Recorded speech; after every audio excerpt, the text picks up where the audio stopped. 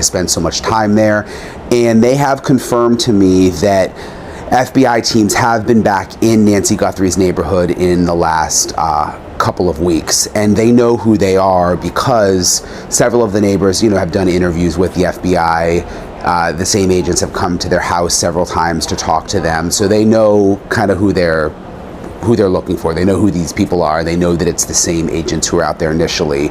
And what's interesting is I'm told that the FBI agents were in an area kind of behind Nancy's house. And if you look at Google Earth here, you can see what I'm talking about. There's almost like I don't want to call it an alley, but that's kind of the first word that comes to mind. But there's like a dirt sort of driveway, but it's like a public, it's kind of like an alley that goes in an area sort of in the vicinity of the land behind Nancy's house. And one of the neighbors was telling me that she saw an FBI agent back in that area.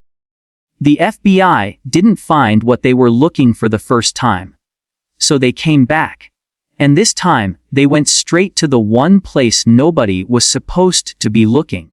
I've spent more time in Nancy Guthrie's neighborhood over these last 6 months than I have in some places I've actually lived. I've walked that street at dawn, at noon, after dark. I've stood in front of her house, and I've stood behind it, on a neighbor's property with permission, just trying to understand what someone would have seen, what someone would have needed to know, and what someone would have had to risk to do what was done to that 84-year-old woman. And I'll tell you something I haven't said on this show before. For a while, I thought the back of that house was a dead end. Literally and figuratively. I walked it. I filmed it. I showed it to you. And I walked away thinking, nobody came through there.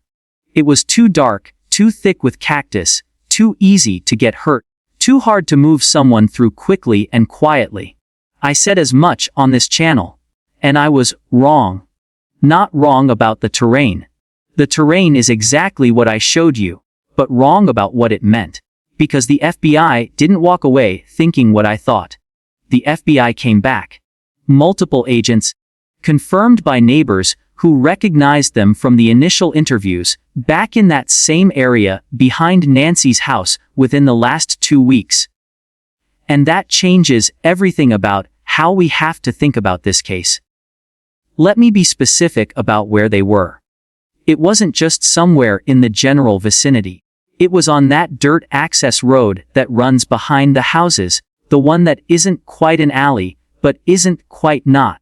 The one that connects to those little pathways the neighborhood kids used to use to sneak between houses. The one that, if you knew about it, if you had walked it before, if you understood how the properties backed up against each other, and where the sightlines broke and where the darkness pooled deepest at night, would let you approach Nancy Guthrie's house from a direction nobody was watching.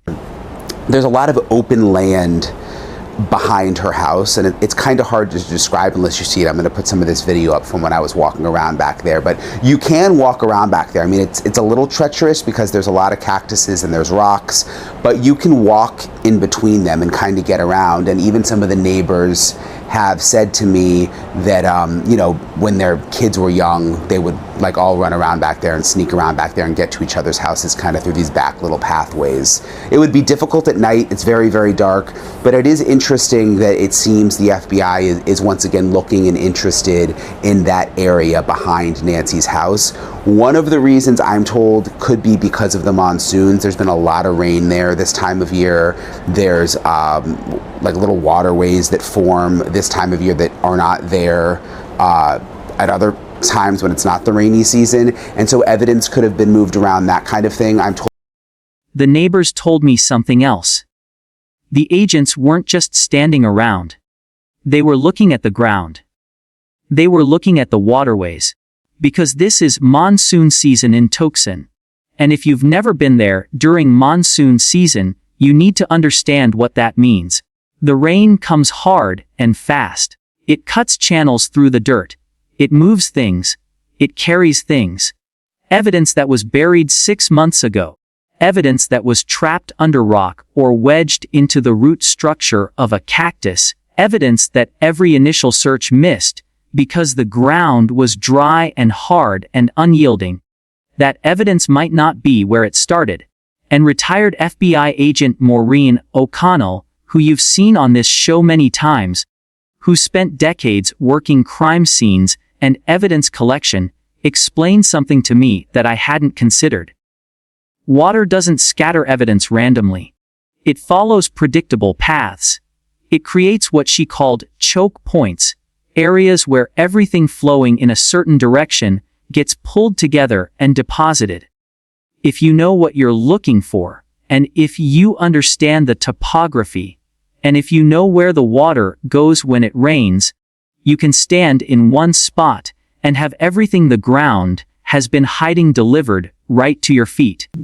And also the monsoons. I was back in Tucson like a week ago, and there were like thunderstorms. Was it different than when I had been there last time? They have like thunderstorms in the summer and really, really heavy rains.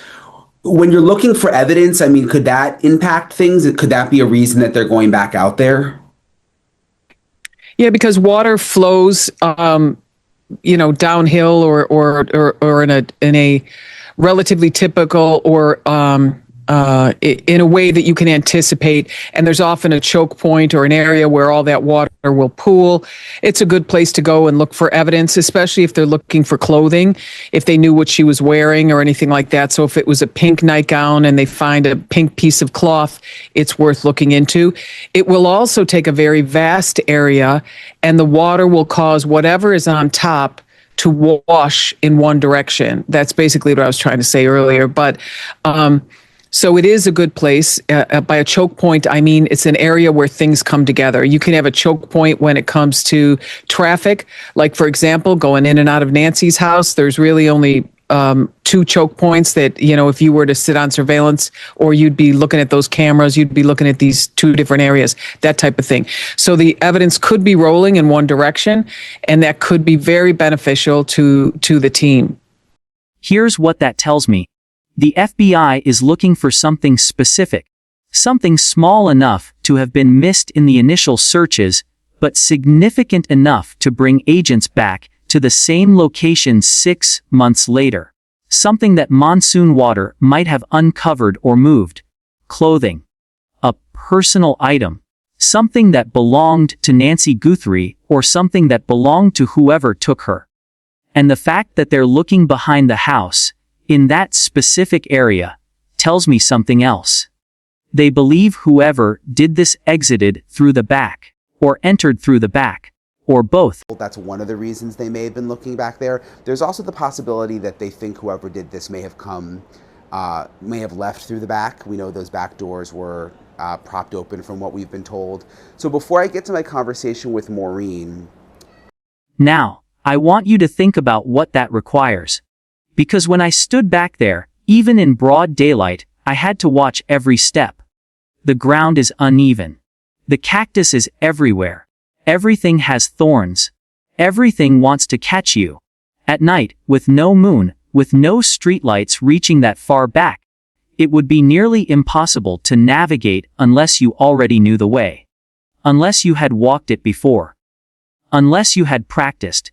Yesterday to one of the neighbors who lives nearby, and I've seen some other reporting about this, that FBI agents were back out there again, and she knew for sure that it was FBI because she actually recognized one of the guys who came to her door to talk to her within the last couple of weeks. And she said they were specifically looking around. There's a kind of like, I don't know what the right word, it's not an alley, but there's a kind of like a dirt road that goes back in an area behind Nancy's house in between two houses. And that she saw them specifically on that road. What should we make of that? Well, it sounds like they're going over everything again with a fresh set of eyes, which is really important. It's good to do. It's going to be helpful. They may have something in mind where they're trying to check out or verify whether or not what the reporting party said could have happened back there. And And it's also really good to familiarize yourself completely with the area that surrounds a crime scene like this, because when you're going over stuff and you're reading older reports or reports that were completed in the past, if you have a really solid understanding of what the topography looks like, what the area is like, how high the pony walls are, or is it a 6-foot wall, so that if someone tells you or someone has said in a statement that, oh yeah, we walked over there, stepped over the back wall and walked right in, you can stand back there as you did yourself on your podcast, I remember. And I think you even said, this wall is not as high as I thought it was. But you also came up with all kinds of good information. And then there's the screen door. I was told by someone with direct knowledge that the screen door on the back patio, the one on the side of the outdoor area, that screen was propped open. Savannah said in her interview that doors, plural, were propped open. The potted plants that were moved to hold them open. Someone wanted those back doors open. Someone wanted a path that didn't require forcing anything, didn't require breaking glass, didn't require making the kind of noise that neighbors might hear. And someone knew that path existed. Which means someone had been back there before. What I'm describing to you is not a crime of opportunity. It's not random. It's not someone driving through the neighborhood looking for an easy target and picking Nancy's house because the light was off. It's someone who knew the house, knew the back access, knew which door would be open or could be made open, knew that Nancy was 84 years old, on blood thinners, living alone in a house she'd been in since the 1970s. And here's where I need you to help me think through something, because I've gone back and forth on this and I genuinely want to know what you see that I might be missing. The FBI profile that the sheriff's office released at the 6-month mark. The one that looked almost exactly like what retired FBI profiler Jim Fitzgerald had been saying on this show months earlier, asked people to look for someone who changed their appearance after Nancy disappeared, someone who left town unexpectedly, someone who was either talking about the case constantly or specifically avoiding any mention of it. Those are behavioral indicators. They're useful. But they're also broad. What I want to know is this. Do you believe the person who did this knew Nancy personally? Meaning they had been inside that house, they had met her, they had some relationship with her or with her family? Or do you believe this was someone who studied the house from the outside, who learned the patterns, who watched and waited and planned without ever having a conversation with the woman they were planning to take? Because the back access tells me one thing. The propped doors tell me another. And I'm not sure they tell the same story. Here's what I can tell you. The FBI knows more than they're saying. I believe that with certainty. Maureen and I talked about this at length.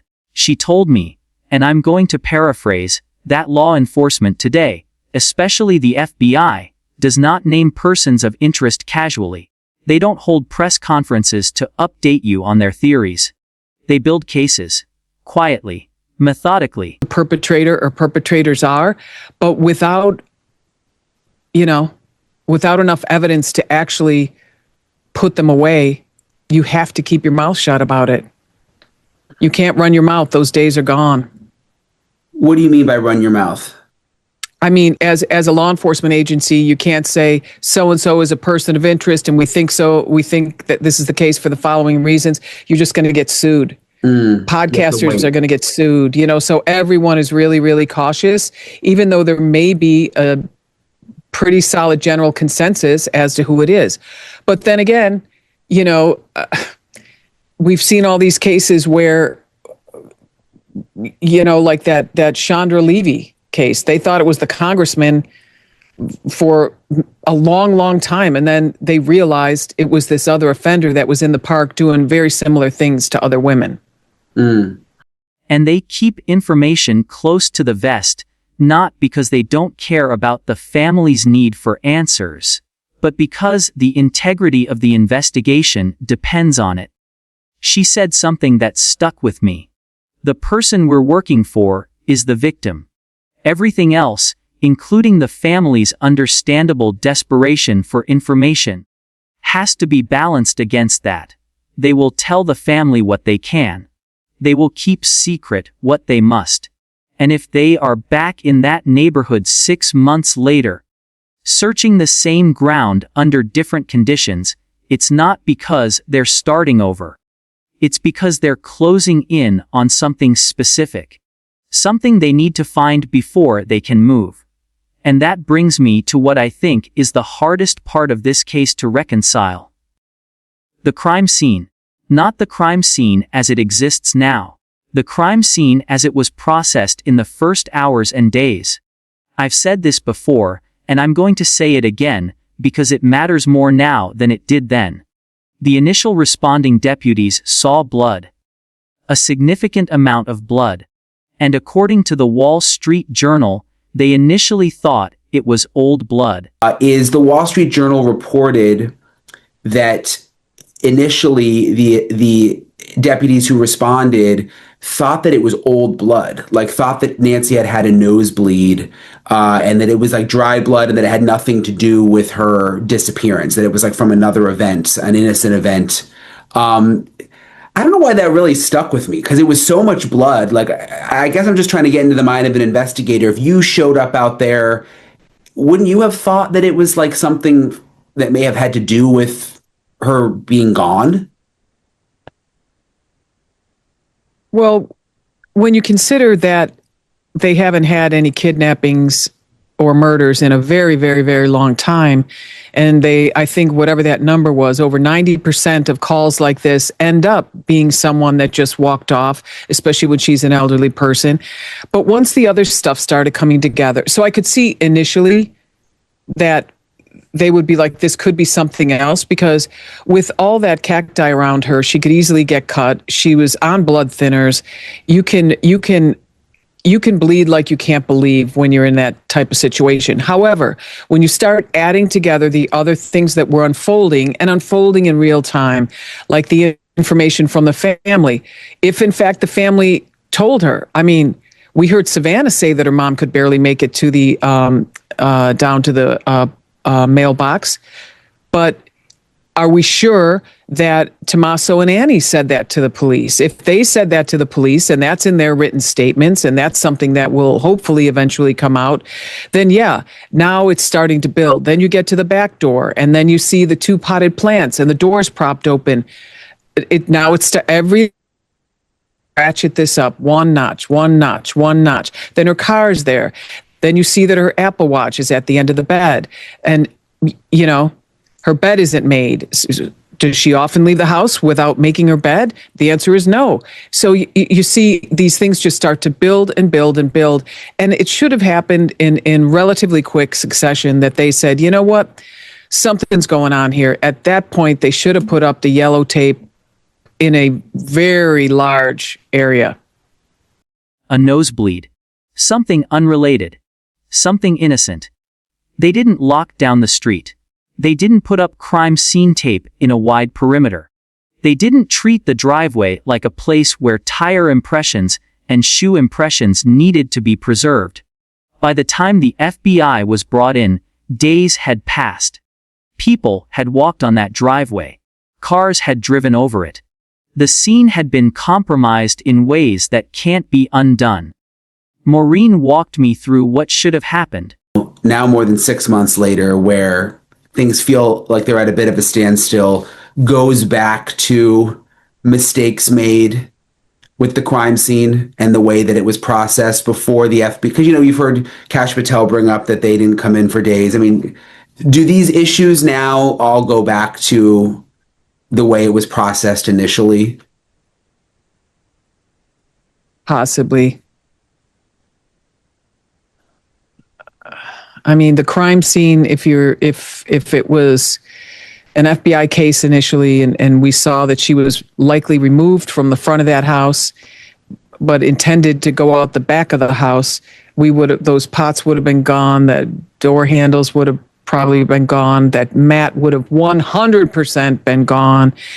Our crime scene yellow tape would have been, the street would have been blocked off because we would be looking for tire impressions and shoe impressions, even though the original deputies pulled up because they thought it was a walkaway. As I said, over 90% of these cases are, well over 90, I would guess. And you can still work. If you had one or two cars up there, you could still at this point say, whoa, whoa, whoa, let's hold the phone, tell our guys, get traffic control, our traffic guys out here, cut off this street, put up the crime scene tape. They all have crime scene tape rolls in their trunk. Everybody does. Most people do. And just lock that whole area down. That circle drive in front should have not been accessible. There should not have been cars on that. There should not have been more cars. You could leave the ones that were there for now, until you do a thorough examination of the entire driveway all the way back to the casita. You're looking for shoe impressions in the dirt or in the sand or the soil or whatever that substrate is that you have. You're looking very closely, and I mean very closely, with oblique lighting and everything else, trying to find any shoe impressions, tire impressions, any evidence that people were walking around, any crushed grass below any window on the entire circumference of the residence. You're looking for any broken glass, which I'm sure the initial deputies did, but this all has to be done by the crime scene team. And when they get there, when the crime scene team shows up, we generally get briefed by whoever the detective is or the lead person on scene, and they'll say, hey, you know what, on the north side of the building, we saw something that looks like someone had been standing in this area for a while. Go look and see if you find a cigarette butt, or not that many people smoke anymore, but I still see people smoking a lot. So that's my thought on that.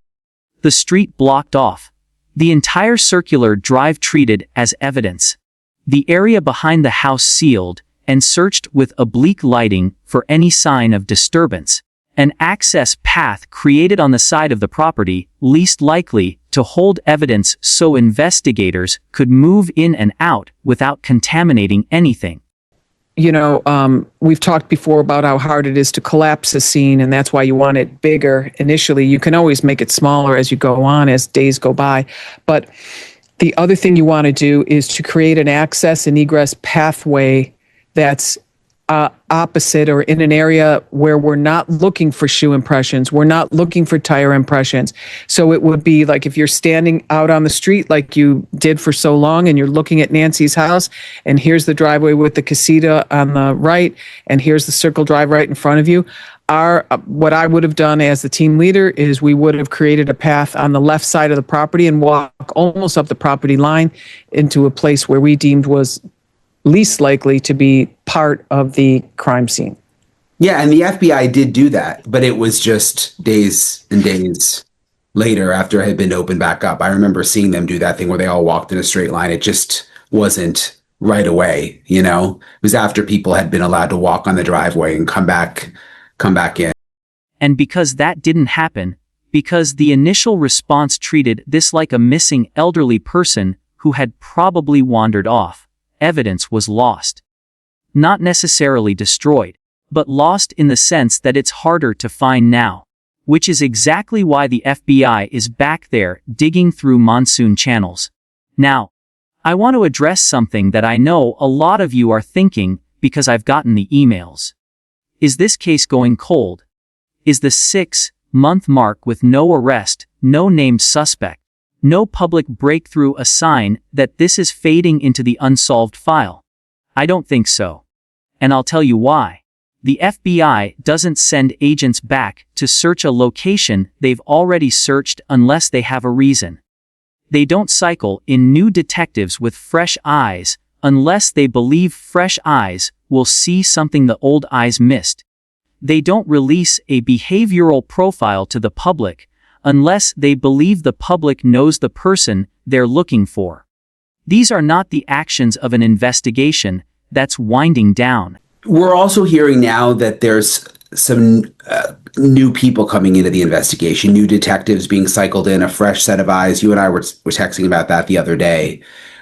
Is that important? I mean, when you're working on an investigation, and from what I've been told, unfortunately, they really and they've made progress because they're going through the tips, but I don't think they're right now any closer to a specific person or anything like that. Can that be helpful when you get just someone brand new that comes in with a fresh set of eyes, or can that be frustrating if you're already working on the case because it's someone who doesn't know anything?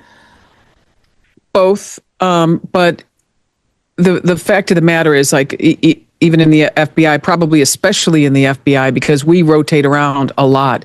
So you end up, when a person rotates off your squad, they divvy up those cases amongst the other investigators on that squad. So you'll end up with an old case. You always have at least one old, what we would call like an old dog, where this case, and it wouldn't be something like this. I think something like this is unique in that your whole office potentially could be focused on this. Could be trying to help with this. So could it be frustrating? Yes. Is it good to have a new set of eyes? Yes, because new people have new skill sets. You might be a guy that's really good at electronics. You might be someone that's unbelievable at, like, if you work narcotics and stuff, like some of these detectives have. These narcotics guys are scrappers. I worked narcotics for many, many years here in Los Angeles. They're some of the most resourceful detectives you can find, and they are dogged detectives. So if you get a guy like that who's got street smarts, street savvy, he's a scrapper, he's a go-getter, he's a honey badger. I mean, and then you put him with someone that's just a technological genius, God only knows what you're going to come up with, but hopefully it's... These are the actions of an investigation that's building something. Methodically. Carefully. The way they're supposed to. Here's what I want to leave you with, and it's the same thing I've felt since the first time I stood in front of Nancy Guthrie's house and looked at that beautiful home where she lived for 50 years and raised a daughter and built a life. Someone knows. Someone out there watched someone they know change their appearance, or leave town, or start acting strangely around conversations about this case. Someone saw something and explained it away.